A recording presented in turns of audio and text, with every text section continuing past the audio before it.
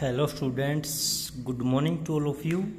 Class 11th, lecture number 12, Unit Chemical Bonding and Molecular Structure. So in the last lecture, we have discussed the crystalline structures of NaCl or you can say rock salt, जिसके बारे में हमने पढ़ा था कि कैसे हमने NaCl का क्रिस्टल जो होगा 3D बॉक्स वो कैसे हमें तैयार करना है, कहाँ कहाँ पे उसमें Na होगा, कहाँ कहाँ पे उसमें Cl होगा। ठीक है, यहाँ तक हमारा हो गया था। उसके बाद हमने इसकी एनर्जी के बारे में बताया था कि इसकी जो आयनाइजेशन एनर्जी है वो 495.8 और जो इलेक्ट्रॉन गेन एंथैल्पी है वो -348.7 है। जब दोनों का सम किया था तो वो आया था 147.1 किलो जूल पर मोल। फिर उसने बताया था कि जो एनर्जी रिलीज है वो मोर देन है किससे, एनर्जी एब्जॉर्ब से, यानी कि जितनी एनर्जी वो एब्जॉर्ब करेगा वो कम रहेगी और जो निकालेगा रिलीज करेगा वो एनर्जी की अमाउंट ज़्यादा रहेगी। तो चलिए नेक्स्ट आगे कहता है कि thus a qualitative measure of the stability of an ionic compound is provided by its enthalpy of lattice formation, not simply by achieving the octet of electron around the ionic species in the gaseous state। यानी कि कहने का simple मतलब ये है कि जो हमें क्वालिटेटिव मेजर जब हम करेंगे उसकी कि वो कितना स्टेबल है कितना नहीं, कौन जो हमारा आयनिक कंपाउंड है, कहता वो हम किसके द्वारा बता सकते हैं कि उसकी जो एंथैल्पी होगी उस लैटिस की फॉर्मेशन के लिए जो एंथैल्पी होगी उसके द्वारा।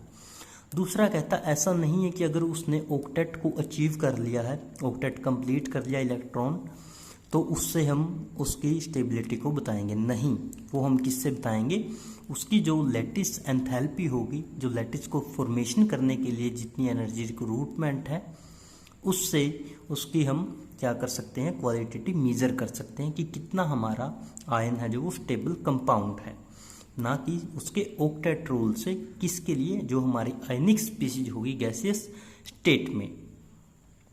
क्लियर? तो ये यहाँ पे हमारा हो जाता है लैटिस का काम complete. So next one is that is lattice enthalpy. क्या होती है लैटिस एंथैल्पी? यानी कि ये वो एनर्जी होगी जो रिक्वायर्ड होगी to complete separate 1 mole of solid ionic compound into gaseous constituent ion. यानी कि उस मिनिमम एनर्जी को हम बोल लेंगे जो हमें ज़रूरत पड़ती है 1 मोल को सेपरेट करने के लिए। कहाँ से और किस का मोल? जो हमारा सॉलिड आयनिक कंपाउंड होगा, ठीक है, किसमें से, इनटू गैसियस कॉन्स्टिट्यूएंट आयन में से। जो हमारे गैसियस कॉन्स्टिट्यूएंट आयन मान लो कहीं पे पड़े हुए हैं, उनमें से अगर हम सॉलिड आयनिक का 1 मोल को सेपरेट आउट करेंगे, उस दौरान जितनी एनर्जी की रिक्वायरमेंट होगी उसे हम कहेंगे लैटिस एंथैल्पी। ठीक है, लैटिस एंथैल्पी को एग्जांपल से देखते हैं। कहते लाइक 788 किलो जूल पर mole of NaCl that is lattice enthalpy. तो इसका मतलब ये हो गया, कहता जो NaCl का अभी हमने 3D बॉक्स का क्रिस्टलाइन स्ट्रक्चर देखा है उसके अंदर, कहता जो NaCl की एनर्जी आई है या लैटिस एंथैल्पी आई है वो है हमारे पास 788 किलो जूल। कहता इसका मतलब क्या है 788 का? कहता इसका मतलब ये वो एनर्जी है this required to separate the 1 mole of solid NaCl into 1 mole of Na plus and 1 mole of Cl negative. तो कहता ये वो एनर्जी होगी जिसकी हमें ज़रूरत पड़ेगी एक NaCl के मोल को सेपरेट आउट करने के लिए। कहाँ से? जब हमारे पास Na पॉजिटिव और Cl नेगेटिव उस क्रिस्टलाइन के अंदर रखे हुए थे वहाँ से। ठीक है, और डेफिनेशन में भी हमने यही कहा था कि 1 मोल को सेपरेट आउट करने के लिए, उसमें से निकालने के लिए जो हमारी गैसियस स्टेट थी, गैसियस आयन थे वहाँ से, तो उसे हमने बोल दिया था लैटिस एंथैल्पी। आगे कहता है हेयर बोथ फोर्सेज अट्रैक्शन, कि यहाँ पे जो दोनों टाइप की फोर्सेज होती है, कौन सी दोनों टाइप की? अपोजिट चार्ज आप लोगों को पता है कौन से, लाइक इसके ऊपर प्लस चार्ज है, इसके ऊपर माइनस चार्ज है। दूसरा रिपल्शन, रिपल्शन कब होगी, जब सेम चार्जेज होंगे, सेम चार्जेज। सेम चार्जेज का मतलब या तो दोनों प्लस के हो या फिर दोनों माइनस के हो, तो तब तो रिपल्शन होगी। और अट्रैक्शन कब होगी, जब अपोजिट चार्ज प्रेजेंट होंगे। Clear? So it is 3D, so not possible to calculate lattice enthalpy directly by their forces. तो कहता है ये जो स्ट्रक्चर्स होते हैं क्रिस्टलाइन, ये 3D होते हैं, और कहता आप इनकी फोर्स के हिसाब से, चाहे वो अट्रैक्शन है, चाहे वो रिपल्शन है, चाहे वो दोनों है, उन फोर्सेस के हिसाब से आप लोग इसकी लैटिस एंथैल्पी को डायरेक्ट कैलकुलेट नहीं कर सकते। वो हमें क्रिस्टलाइन स्ट्रक्चर बना के 3D बॉक्स के अंदर एटम्स को रख के हर एक पॉइंट के ऊपर वो तभी कैलकुलेट की जा सकती है। ठीक है, ये कंसेप्ट था हमारा लैटिस एंथैल्पी का। इसमें कोई भी डाउट किसी भी स्टूडेंट को यहाँ तक? ठीक है, तो चलिए आगे देखते हैं। आगे हमारे पास है that is bond parameter. Bond parameter का क्या मतलब है? बॉन्ड जो हमने अभी पढ़े थे, like single bond, double bond, triple bond, covalent bond, ionic bond, electrovalent bond. ठीक है, अब उनका पैरामीटर, पैरामीटर का मतलब उनको एक हिसाब से मीजर करना। ठीक है, तो बॉन्ड पैरामीटर में क्या आएगा? सबसे पहले बॉन्ड लेंथ, नाम से ही कन्फर्म हो गया, हमें क्या मीजर करनी है, बॉन्ड की लेंथ कितनी है। वो हम कैसे करेंगे और ये क्या होती है, सबसे पहले ये देखते हैं।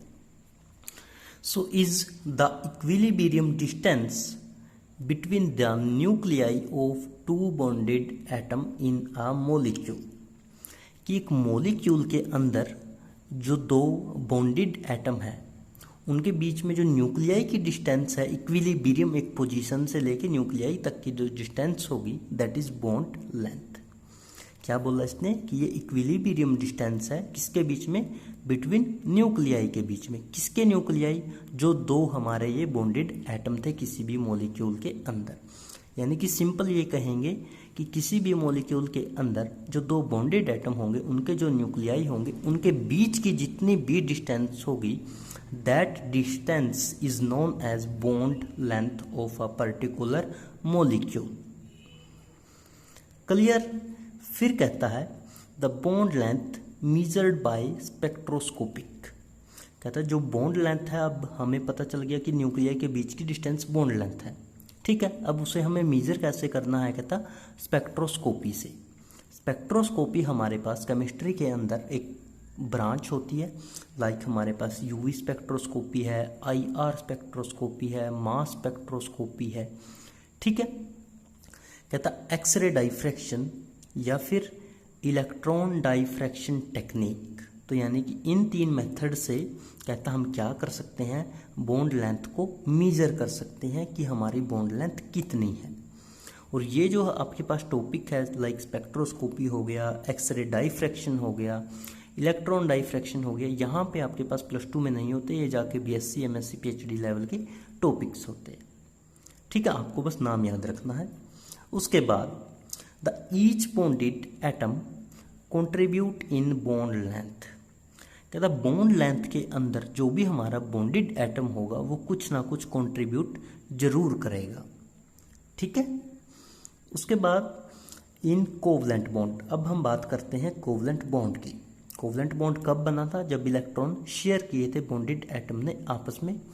पहले उसने एक एक इलेक्ट्रॉन, फिर दो दो, फिर तीन तीन, ऐसे कर करके हमारे सिंगल, डबल और ट्रिपल बॉन्ड की फॉर्मेशन हो गई थी।